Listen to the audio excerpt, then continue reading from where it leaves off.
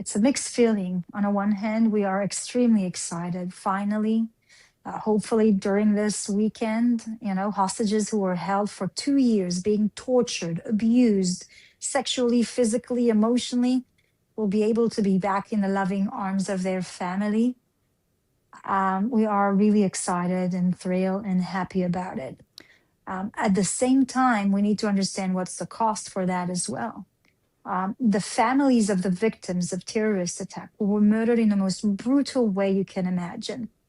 Those perpetrators who were convicted of murder, hundreds of them will be released back into society with no restrictions. And this is a very difficult place for many of these families, for many people in Israel. People who took part in the 7th of October massacre. It is very difficult at the same time. You're talking there, Ms. Haskell, about the 2,000 or so people who have been imprisoned on Israel's side. I mean, some of them are women and children, aren't they? No, all of them. So women and children were released, not children, but women were released in the first stage. Okay. And right now, the convicted prisoners who are going to be released on the Palestinian side are people that many of them have committed terrorist attacks. I think all of them are men, but I'm being very cautious because in an hour, there's going to be a cabinet meeting here in the government. We're going to talk about the in-depth detail, the names of the people that are going to be released, what they've committed, what crimes they were convicted of, and that's going to be very difficult. But there has to be some kind of quid pro quo in any negotiation, doesn't there? I mean, to get the 48 hostages back. And let's be perfectly honest here, Deputy Foreign Minister, some of these hostages, unfortunately, there are bodies going back to families. Yeah.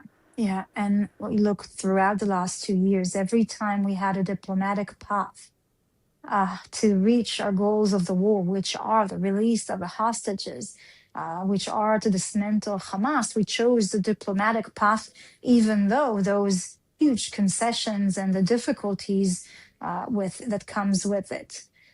We always turn to measures of army, of military campaign when we didn't have any other choice.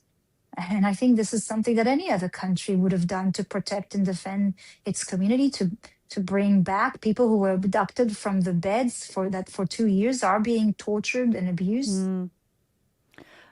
When it comes to the future governance of Gaza, do you have any more detail on the plan and particularly, of course, Hamas's future in Gaza?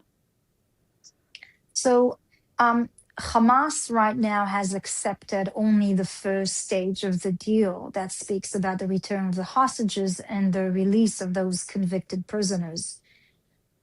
It hasn't accepted the second stage. And I have to say, even though when Trump put that peace plan on the table, Israel accepted it immediately as it is. The international community embraced it and adopted it.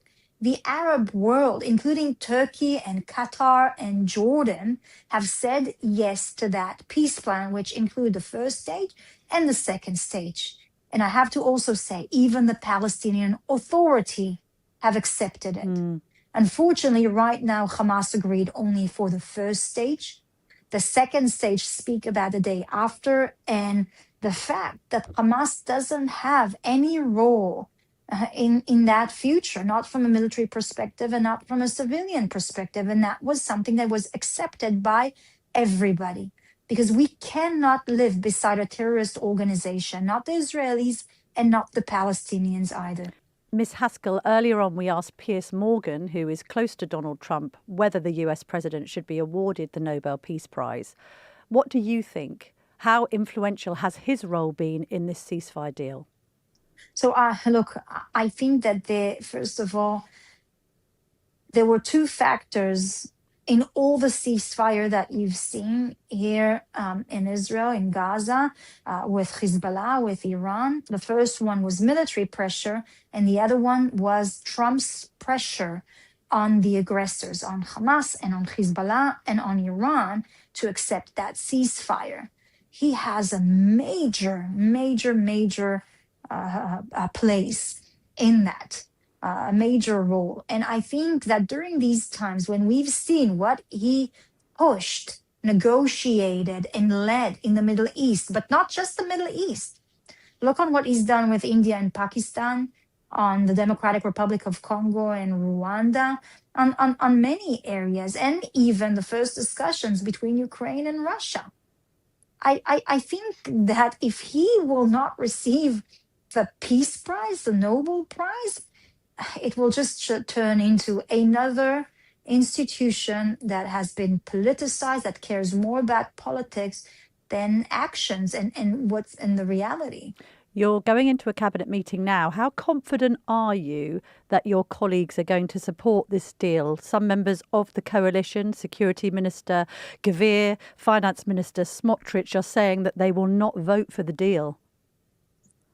So it's important also to just mention the Israeli governments run very differently to the UK government.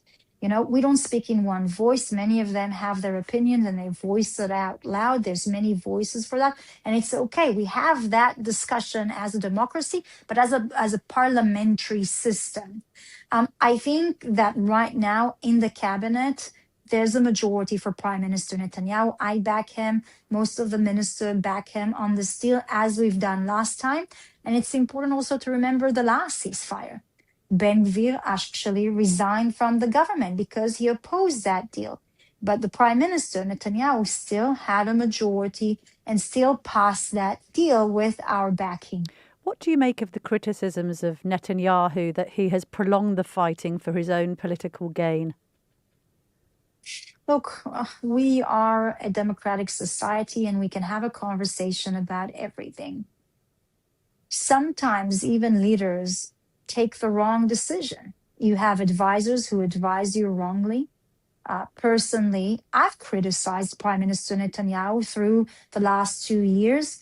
For example, in March, when they reduced the intensity of the maneuver and the military operation in Gaza, I said that if we go into a quiet ceasefire because of the international pressure, that will prolong the war. And it did, at least in 6 months. And I think that was in the past the wrong decision to make. We should have continued with a full operated military campaign, but we're not in the past. I think that definitely the decisions that were made during the last year have led Israel to many victories and secure a lot of the safety of Israel for many years to come, whether it was in the Lebanese border with Hezbollah, Syria, Iraq, Iran, and now with Hamas as well. And finally, Ms. Haskell, take off your political hat for a moment and let's just speak as mums here, because Israel and Israelis have endured the most horrific last 2 years, as have people on the Palestinian side in Gaza. There has been intense suffering. How does it just feel as a human being to think that there is at least at last a prospect of peace, not just for you, but also for Palestinians and for both of your children, essentially? I mean, this is quite the moment, isn't it? Yeah, it is.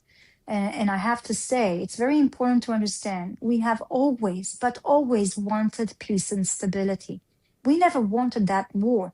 That war is a tragedy for both sides. There isn't a war you can conduct without casualties, without horrendous sights, without bodies. I know that, trust me. I was a combat soldier for 3 years during the times of the Second Intifada. I don't wish those sights but to be seen by anyone. And that's why also, in the beginning of the war, it took us 3 weeks to set a military operation. During this time, we told Hamas, if you dismantle and disarm, and if you return our hostages, there won't be a single soldier in Gaza. And they declined. We know what the price of war is, but unfortunately, it wasn't up to us. And, we think about the prospect of the future. And I think that the peace plan that Trump has put on the table will actually be able to build a path towards coexistence, towards the capability of Palestinians and Israelis living side by side. Because he's not obsessed by some slogan like a two-state solution. He talks about education. He talks about the economy. He talks about security. So he understands the needs of both sides. And so we have to have a conversation about education so that the children of Gaza will look on Israelis not as enemies, but as people who can live side by side. And that is the only thing that will be able to prevent another war, another round of conflict, and another cycle of violence and death. Sharon Haskell, Deputy Foreign Minister of Israel, thank you very much for joining me on the Daily Tea again. Thanks a lot, Camilla. Joining me now is Gilly Roman, who